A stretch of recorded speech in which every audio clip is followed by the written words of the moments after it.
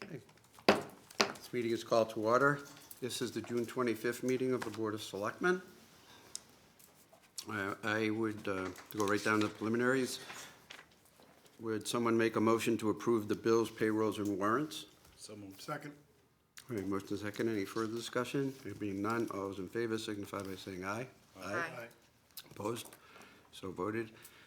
I have a motion to approve the minutes of the June 11th meeting. So moved. Second. Okay, we have a motion and a second. Any further discussion? There being none, all those in favor signify by saying aye. Aye. Opposed? So voted. Announcements. Does anybody have any announcements this evening? Mr. Chairman. Mr. LeBeau. Mr. Chairman, I'd like to announce the 4th of July event. Actually, we're changing it up this year. Parks and Rec has decided to try something new. So this year, there is going to be what's called the Holden Back Concert at Dean Park, beginning at 5 p.m. on Independence Day. Free concert, family-oriented concert, open to everyone. Folks are encouraged to pack a picnic, bring a lawn chair, blanket, their bug spray. As a kind of carryover from what was done at the previous events for many years, the Boy Scouts will still be selling hamburgers and hot dogs, and the highly attended doll carriage and bike parade will happen at 4:30. It's always been a very nice event, a little bit on the low-key side, which is nice, and we hope folks enjoy it, and we hope to see folks on the 4th at 5 o'clock at Dean Park. Okay, thank you. Anyone else? No? Okay, town manager's report. Mr. Mizuga, do you have anything this evening? Yes, a few items. Thank you, Mr. Chairman. I wanted to update the board. As the board knows, on a biannual basis, we go through a lead and copper testing process throughout the community where we target homes that were constructed near the prior to the prohibition, but near the end thereof, of the use of lead and copper in the drinking water system. That process requires us to have homeowners assist us by taking water samples. And we've distributed about 60 sample containers out to homeowners that meet that criteria, and we're asking them to assist us, and we're nearing our deadline. And unfortunately, we don't have all those back, so I guess I'm updating the board that we're within, I think we need I got an update today, 28 more of those containers back. I hope that we get them all back and we're able to get them off and processed prior to the June 30th deadline, but I'm also imploring residents, if you have those containers and we've asked you to provide a sample, if you could please do so, and then call the water department. That'd be a huge help. This is all a function of just getting that sample back and then, saying that we showed compliance with the testing. We've never had issues with lead and copper in the water before, but Mass DEP requires us to test this at least twice a year, and just asking for those homeowners to help us out and return those samples as soon as possible, as we're nearing 5 days before the end of our testing period. So that was a primary matter I wanted to bring up. As Mr. DiPaolo is in attendance, wanted to thank him and Selectman Kane and other town staff and business owners who participated in our bond rating presentation with Standard & Poor's Global Rating Services on Wednesday. We had a successful presentation, I believe. It was a great team effort, including members of the school department, to highlight our financial stability, our management stability, and our strengths in those areas as well. Just special thanks to those business owners that came out and helped us talk with Standard & Poor's about what a great community is that we have here in Shrewsbury.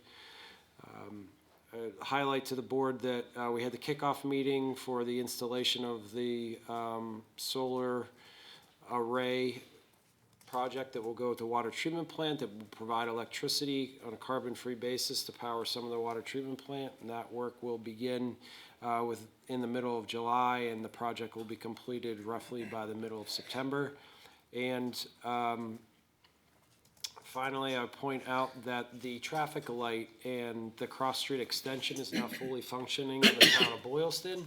So residents no longer have to make a left-hand turn out of Colonial Drive. They are encouraged to access the new cross-street extension and access Route 140 through signalized traffic intersection with the traffic light there, much safer environment. And actually, your access through that will allow the engineering analysis that's ongoing in the first days and weeks of that being operable to have better data, and we can make sure it's functioning as safely and properly as possible. So that's it. Great, thank you. I would like to pick up on what you said about that meeting on the bond rating. I think all of the professional staff did a great job. It was a great presentation. It was right to the point. The people from Standard & Poor's, I think, were impressed. They were encouraged that we had such a comprehensive presentation, and just anecdotally, I noticed that they really didn't ask at that meeting for more information, so I think we covered what we needed to cover, and I thought everyone, including yourself, did a great job on that, so thank you, guys. Okay, it's 7:07. We have a 7:05 meeting scheduled with the people from Imperial Buffet, but we're told that there was a communication breakdown between the attorney and the applicant, and they asked for a continuance. So could I have a motion to continue that hearing until the July 9th meeting? Second. Okay, we have a motion second. All those in favor? Aye. Opposed or voted? Okay. We've got about 3 minutes to our next, it is a public hearing. So I don't see anybody here. Excuse me. Are you from Jiffy Lube? You want to come in? We need like a minute. Okay, well, that's good. All right, then we won't jump down to that one. Why don't we jump down to item number 9? It's to review and act on the salary adjustment for the town manager. As you know, the town manager's salary was adjusted in the budget per our contract agreement, which was 2%, which is the same as the non-union employees received. However, because it is the town manager's pay, the board has to formally vote that 2%. So I would ask for a motion to ratify the 2% increase in the FY 2020 budget to become effective on July 1st. So moved. Second. Okay, we have motion second. Any further discussion? There being none, all those in favor signify by saying aye. Aye. Opposed? So voted. Good evening. How you doing? Would you like to identify yourself for the record, please? My name is Kyle. I am the general manager of Jiffy Lube in Shrewsbury. Okay. And tonight, you just, you're here because you need to change the garage, you need a new garage license because the name or the ownership changed of the company, right? Correct. Is there anything else changing? Operations the same? No, all still same operations, Okay. still same procedures. Okay. Anybody have any questions? The only question I have is workers' compensation insurance. Did we receive that? What's up? Any information on workers' comp? I believe they submitted the affidavit. There was an affidavit about general policy and then see the attached, which was a general policy of Okay. property, but No workers' comp on it? I didn't see Okay. the workers' comp policy Okay, listed. so we'll need that submitted then. Okay. Okay. We'll convey that back to your office. Yeah, thank you. Okay. Anybody else have any other Well, questions? just looking through with the fire inspection, talks about violations of emergency lights out of order, an exit sign in the garage with emergency lights that aren't working. It's not required for the change of, For the garage license. right, but I was just wondering if those things have been addressed. Yes, they have. We have a company that comes in and take care of that. Great, thank you. Okay. Anyone else? No? Okay, this is a public hearing. Anybody like to be heard on this in the audience? No? Okay. There being none, what's the pleasure of the board? Move we close the hearing. Second. Okay, we have motion and second to close the hearing. All those in favor signify by saying aye. Aye. Opposed, so voted. And now, what is the pleasure of the board regarding the license? Mr. Chairman, I move the board approve after complete submission of all the documents, the license application of Team Car Care East LLC, DBA Jiffy Lube, number 3171, 512 Boston Turnpike for a garage license. Second. Okay, we have motion and second. Any further discussion? There being none, all those in favor signify by saying aye. Aye. Opposed, so voted. Okay, Val, can you get in touch with them? They'll get in Valerie will get in touch with you, or your company about getting a copy of the workman's comp policy, okay? And then you'll be all set. All right. Okay, thank you. Okay, next item of business is to review the Shrewsbury Town Center Study Report that was done by our consultants, Horsley Witten. As you all know, we applied for and received a grant from Mass Development for a study of the town center, and we were awarded that through Mass Development, and that process went on for about 6 months, and the final report was submitted a week or two ago. So we thought it would be a good idea if perhaps Mr. Mizikar could take us through it a little bit. Yeah, sure. So I'll walk through some of the highlights within the plan. It is, it's not overly lengthy, but a lot of details therein. The study embarked on two main components, to look at the town center as a whole, and develop a series of strategies that would strengthen the district, and build upon related plans like the master plan, complete streets, town center parking management plan, et cetera. And the second really focuses in on the Beal School property, which, falls under the Beal Reuse Committee, and they had some input on it, but is obviously a key component, that we've all discussed in the revitalization of the town center. So a couple highlights from the findings and some recommendations. It encourages the town to continue to be proactive, so that current challenges like traffic, circulation, and the regional and national economic market conditions don't negatively impact the center. As far as traffic, it cited congestion, volume, and speeds, mainly with the volume of traffic and speeds falling in the Route 140 corridor of the intersection. And as it relates to the regional and local economic markets, it just highlighted the need that all downtowns need to focus on what they can provide and not try to compete on an all-out effort against aspects of the economy that they'd never really be able to satisfy for things like major retail and office environments.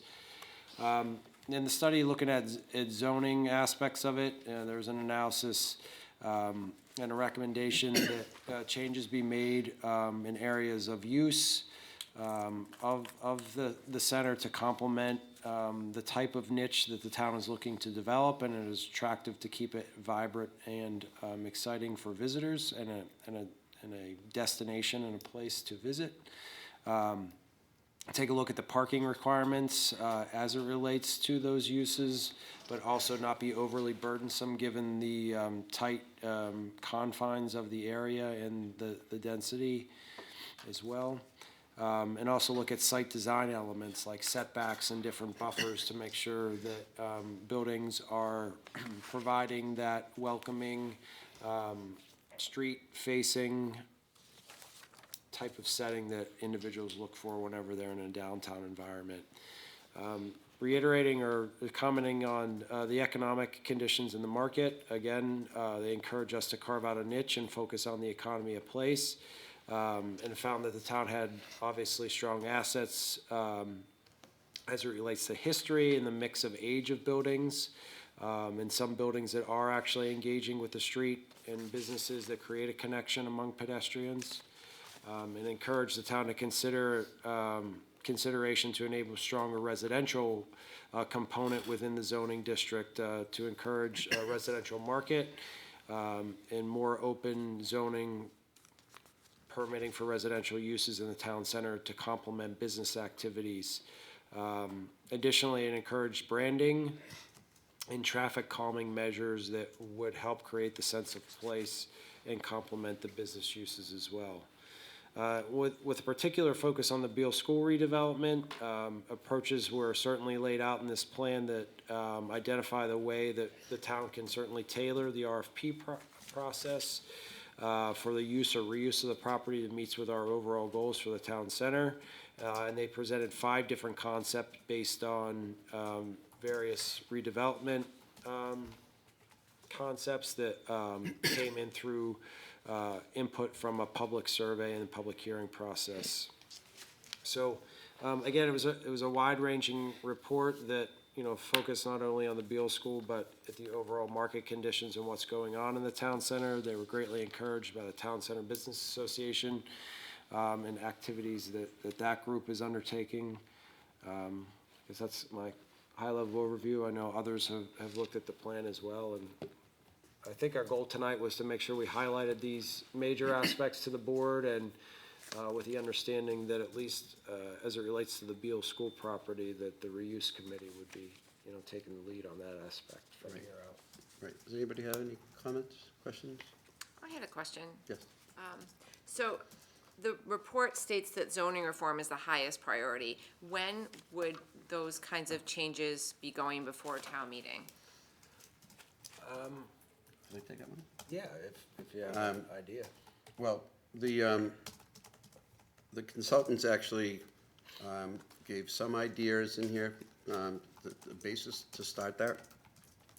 I think what came out of the reuse committee's work in talking with the consultant and with assistant town manager and the planning department is that while we start working generally on what we'd like to see, it's probably not gonna come together until the spring, because we're gonna want to have RFPs in and see what the developers, the proponents are going to tell us that they need for zoning. That might not be what they get. We'll have parameters in the RFP for that, but it may happen at the annual town meeting that zoning will be presented, but that'll depend how fast the rest of the process goes. The reason we're not going to recommend a certain zoning model right now is we don't know what the proponents are going to bring in, and the whole point of the RFP process and the way we're suggesting that it be structured is that it's pretty open. We'll have some parameters, obviously, of things we don't want there or things we do want there, but we want to leave it to developers to tell us what they think they can do there that would be financially viable. And so the zoning may come in support of a particular proposal, but generally setbacks, parking, perhaps design guidelines might be, those will be generally included, but the specifics probably will wait until we have a developer. So do you see it as being more like an overlay, just sort of like we did with Lakeway, or? No, well, I don't want to speak for the planning department, but they were involved in the reuse meetings, and they were involved in the study, and we had talked about that early on, and in the context of the study, and the consultant said that that an overlay here really didn't make a lot of sense. The whole zone now needs to be redone, and so the suggestion, and I think I'm pretty confident that the planning department also agreed with that we take a holistic approach of the whole zone and just create a new zone that's conducive to a town center model. Because the zoning right now is the same zoning in the limited business district on Route 9 and on a part of Route 20. So I doubt it'll be an overlay because it's such a small area that they said it didn't make that much sense. I have one Anything more else? Sure. question if no one else. wants to jump in? Sure. Okay, so, as I was reading through the report, and it's really manageable, and it's very interesting, I think, and, it has a lot of pictures, so there's like, it breaks it up visually, but it also really helps you to kind of picture the plan and the process. So, one of the buildings that was talked about was the Empire Cleaning Building, and because it was a cleaners, recently, but I know that there were issues with cleaning solvent and fuel oil that seeped into the soil, and I'm not sure if that was, the owner that was just there, or if it was someone prior to that, because, I'm just not certain of the history, but I was just wondering what the status is of that site and what potentially could be done there for redevelopment, because I think you can't disturb the soil, if I understand correctly. So it will require some perpetual mitigation of, the VOCs that come from the site. But it would be able to be redeveloped, but the future uses would, not be conducive for residential or, with certain, exposed populations like children and things like that. I don't believe that the final sign off from DEP has been issued at this point in time, but we're cautiously optimistic about redevelopment of the site, but it would have some certain limitations perpetually. And the building has to stay there? Well, that was interesting, because in here, I think the general answer is yes, minimal disturbance of the site. Okay. But it did say that DEP could do, we might end up having to do it ourselves, but they could do a different kind of an audit. And they may be able to come up with a plan that would allow some disturbance beyond what is being talked about right now. That there's a little flexibility, but I think that's gonna have to be really fleshed out between engineering and planning, and there might be some money on our part involved to get there. But to your point, yeah, the consultants I think, were very clear that parcel is an important parcel in trying to, I don't know what the right word is, invigorate or revitalize that area. And they really put particular attention on that. So I'm sure as planning and engineering get into that's going to become a main focus. Thank you. Anyone else? The only thing I would say, well, two things. I thought this was a really good report. I thought most of what was in here, almost all of it, is actually doable. The issues on traffic, trying to slow traffic down and trying to control it a little bit more, I think is going to be difficult, as it's acknowledged in here. But I think they gave some very specific recommendations of how to proceed, and that are doable, that we could do perhaps without spending a real lot of money, except for some of the traffic and some of the enhancements. The only other thing I would say is that, and I know the reuse committee was, and remains concerned, that people see these concept plans for the site and think that these are the options, and they're not. And they kind of made that statement a little bit stronger in here than it originally had been. But those were just to show what could be done on the site and to give people ideas. So what we see in here might not be what actually comes in from proponents when the RFPs come out. It could be something completely different. So I just wanted to caution people on that. These were just ideas of what things could look like, but they're not cast in stone at all, actually. They weren't even, it wasn't even you can pick one of these or come up with another plan. It was come up with a plan. So anyways, but I thought they did a good job, so. And then in relation to this, the reuse committee was involved giving some input. And we had discussions with the consultants, and the work of the reuse committee is gonna be tied back into what the vision is for the center, and how that site is gonna be an important site to doing all this work in the center. It's gonna be a focal point. And so, next meeting on the 9th, the reuse committee will be in and explain what our recommendations, the reuse committee's recommendations are on how to proceed. So, it's all gonna be tied together. And that was the whole point of waiting and seeing what the results of the study were, so that we made sure we had an integrated plan, so. Reuse committee on July 9th.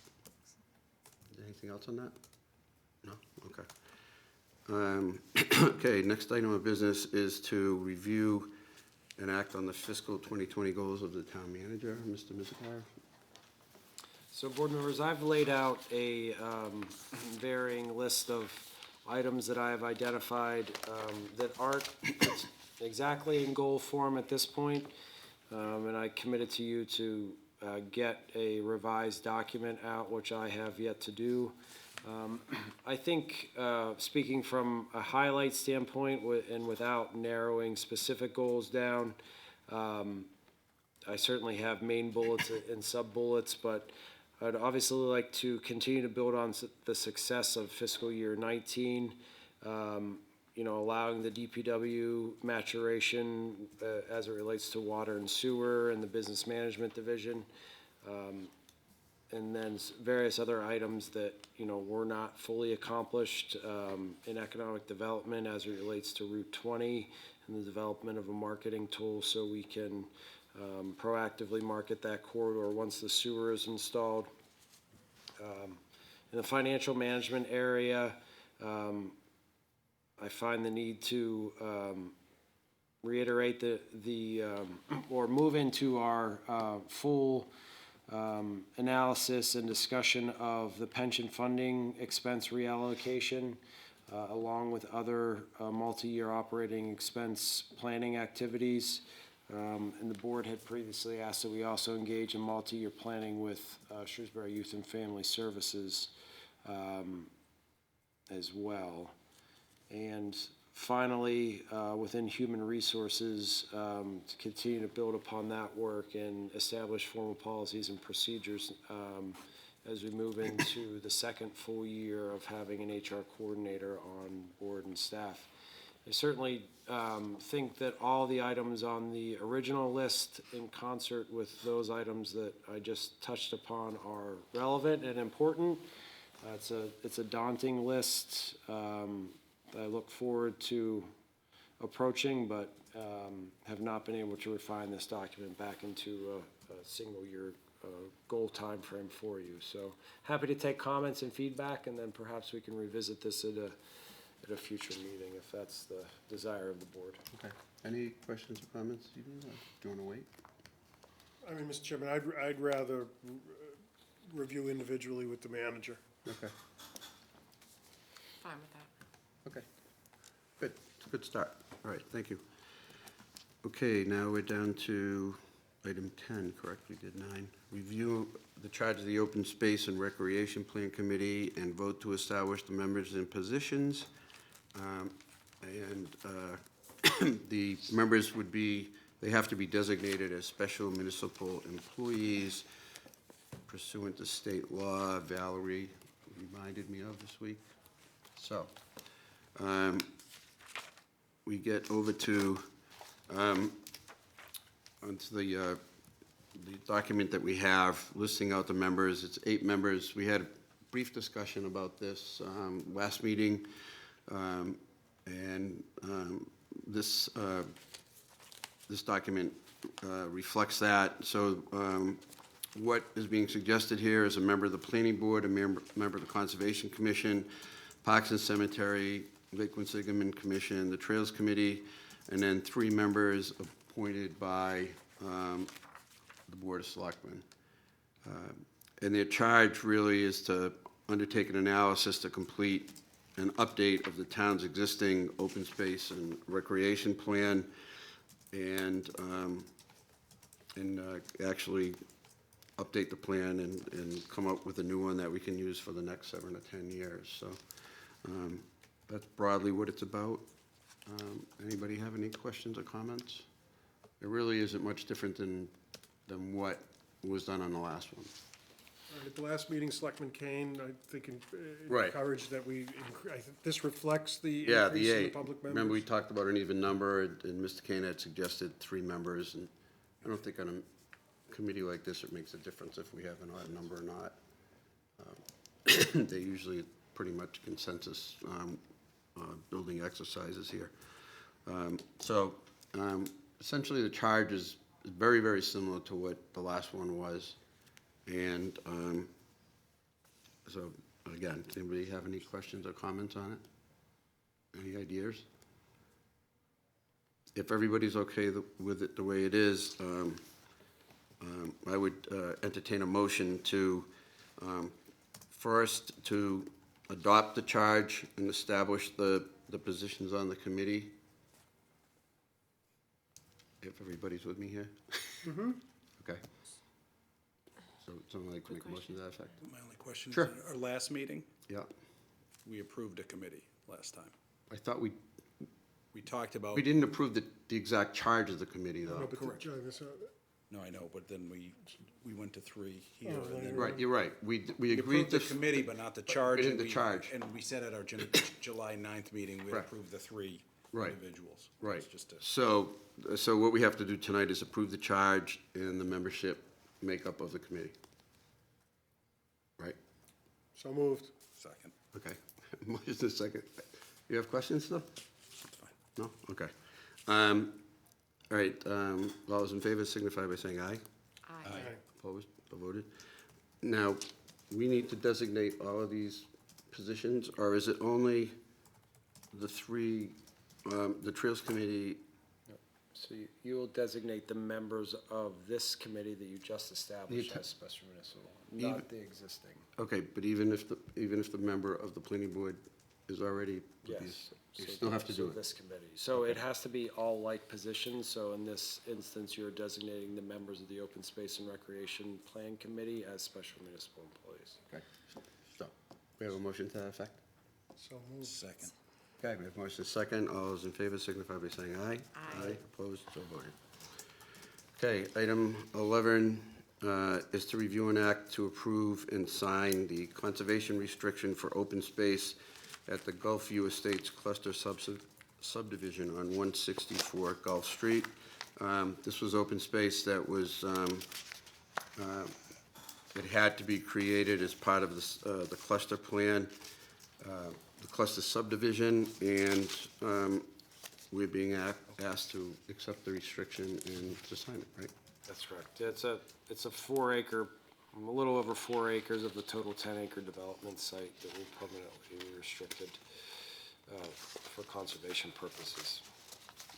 So, actually, okay, I see it, okay. So we have to prove it. Any discussion on that? Okay, we have a motion? So moved. Second. Okay, I have a motion and a second. All those in favor signify by saying aye. Aye. Opposed, so voted, and we can sign this document at the end of the meeting. Item 12 is to review a letter to, actually, the U.S. Economic Development Administration regarding our support for the new Worcester County Southern Worcester County Economic Development Organization. This is an organization of cities and towns in the area, as well as the Chamber of Commerce and some other business supportive entities.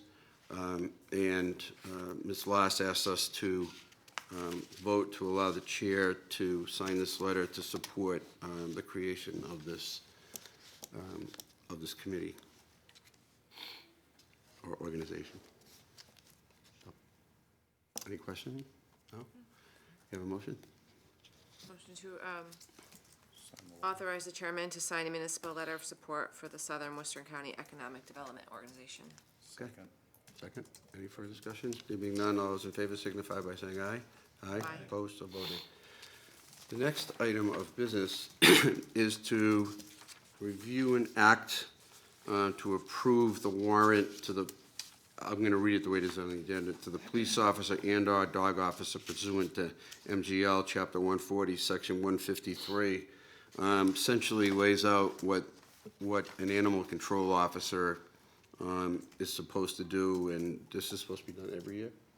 Yes. Okay. So, Keith Elms is the animal control officer, so what we'd be doing is actually putting together the warrant as Mr. Elms to do what's required in the state law under that statute. So could I have a motion to do that, to approve the warrant? So moved. Second. Okay, a motion second, any further discussion? There being none, all those in favor signify by saying aye. Aye. Opposed, so voted. Item 14 is to review and act on a road race request from Christine Salavardos, YMCA of Central Massachusetts, for the 6th annual Live Strong 5K race on October 19th, 2019. Anybody? Move approval. Second. Subject to review of the police department, forgive me. Second. Okay, okay, motion second. Any further discussion? There being none, all those in favor signify by saying aye. Aye. Opposed? So voted. Okay, correspondence. Item 16 is an email dated June 10th from Jeffrey Howland, DPW Director, regarding the Bailey Road truck exclusion. Actually, this was actually an email exchange. Several months ago, I think maybe at the beginning of the year, this board approved and then received approval from the state to put a truck restriction on Bailey Road. And the signs, for some reason, they took, well, to get the approval from MassDOT and then to get the signs took quite a while. They were actually installed last week, so there is a truck restriction and posted on that road. Item 17 is an email dated June 11th from Kerry Stockwell, Administrative Assistant to the Board of Health, regarding 165 Memorial Drive, an application to transport hazardous waste. Really, it's an application from a trucking company to DEP that's required, and we would just CC'd on that, so there's Mr. Chairman? no action. Oddly enough, I have a comment about this document. Okay? So, and I've kind of, I wouldn't say agonized, it's a, I don't know, I don't really think it's a minor point, because when process is wrong, if somebody objects to an activity and they can't find a genuine reason to object, then they examine the process. So if you look on page 13, there's a document, a hazardous waste transporter notification letter that goes to our Board of Health. And in that, it says, a public notice regarding this hazardous waste transporter license application will soon appear. And there's a blank where you fill out a newspaper with circulation in your community. They say it was put in the Village News. I am not familiar with the Village News. I don't believe it serves this community. I went online. I found a New Marlboro 5 villager in New Marlboro, Mass. In Berkshire County. And I found one in Fallbrook, California, and one in Chester, Virginia. So I don't know where this ad is. And I'm not trying to be, difficult, but I'm also, thinking if everything gets approved, and I have no objection if everything gets approved for this activity to take place, and then something goes wrong, and then someday somebody finds that, this could actually, I don't know if this would be considered de minimis. I don't think so. I think there's a problem here, and it needs to be properly advertised. So I would simply ask that, and we're supposed to get or the Board of Health's supposed to get a copy of the notice. If it's not right, they should advertise appropriately. Okay, so why don't we And I We have a particularly copy, noted, so we should, I'm sorry to interrupt, because this letter is coming to us. That particular letter goes to the Board of, Shrewsbury Board of Health.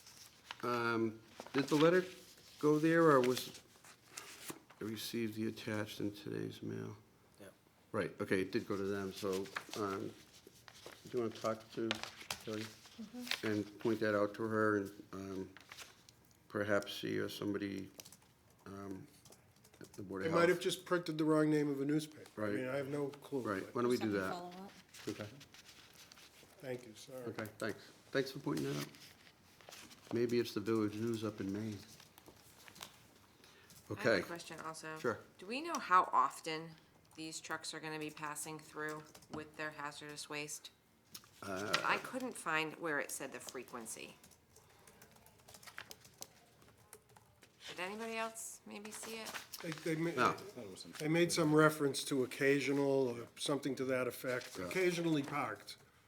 They'll normally parked at a main location and occasionally parked at a Right. Shrewsbury. I think they work out of Maine. Yep. They're gonna be able to, or they wanna come down and work in here, and just to park the trucks here, they have to have this. Because they're gonna be on our roads. Yeah. So we have to know in case there's an issue. It doesn't really tell me. This is really a DEP issue, so if you want us to try to get more information on it, we can. I mean, we can, I mean, if you wanna know that, we can, if we're gonna follow up on the other thing, we can certainly do that. Let me do that. I mean, and I also think, to follow up, that it's important that people that are listening understand what the solid waste or the hazardous waste is that's coming through. And it said waste oil, corrosives, and waste paint. If you're listening at home, you might be wondering exactly what it is that's moving through the road. Okay, good point. All right, we'll follow up on that too. Get back to the Thank you. board.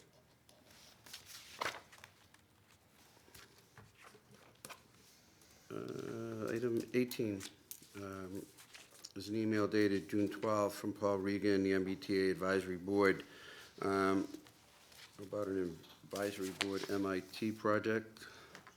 So noted. Item 19 is an email dated June 14th from Thomas O'Neill, 3 Oak Ridge Way, thanking us for his scholarship. So noted.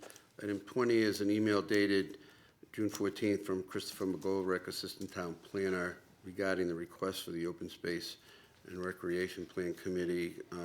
That refers back to item 10, just background on it. So noted. Item 21 is a June 17th letter from VHB, 99 High Street, Boston, regarding the environmental notification form for the Edgemere Crossing at Flint Pond. The Market Basket, or the development entity for that project, has filed with our planning board for a hearing that's going to take, I think it's going to begin on July 11th, right? Is Yes. the planning board hearing. And they also filed the environmental notification form with the state. And we have copies of that in the building, if anybody wants to look at it. It's the start of a long process. Item 22 is an email dated June 18th from Chief Boner regarding an invitation to the call volunteer. That's obviously, it's occurring Wednesday night, right? If anybody wanted to go, there are 5 new graduates of the volunteer call, for the volunteer call fire department. I have a conflict in attending a Commission on Disabilities meeting, but if anybody else wants to go, it's in Stowe, Mass.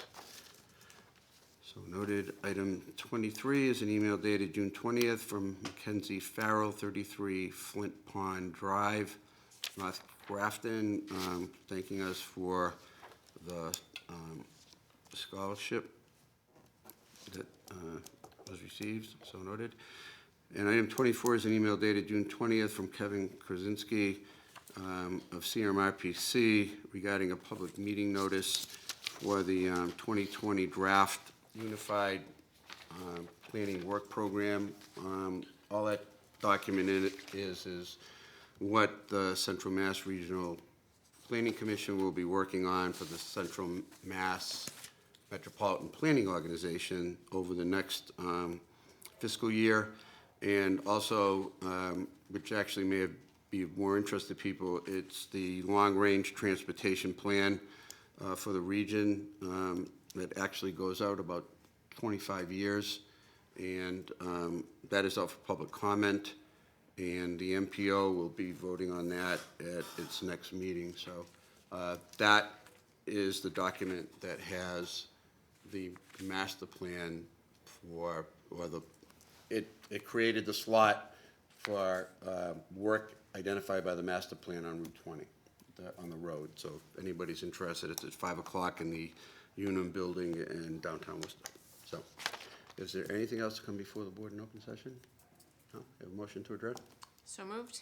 Okay, motion second, all those in favor? Aye? Aye. Opposed, so voted. This meeting is adjourned.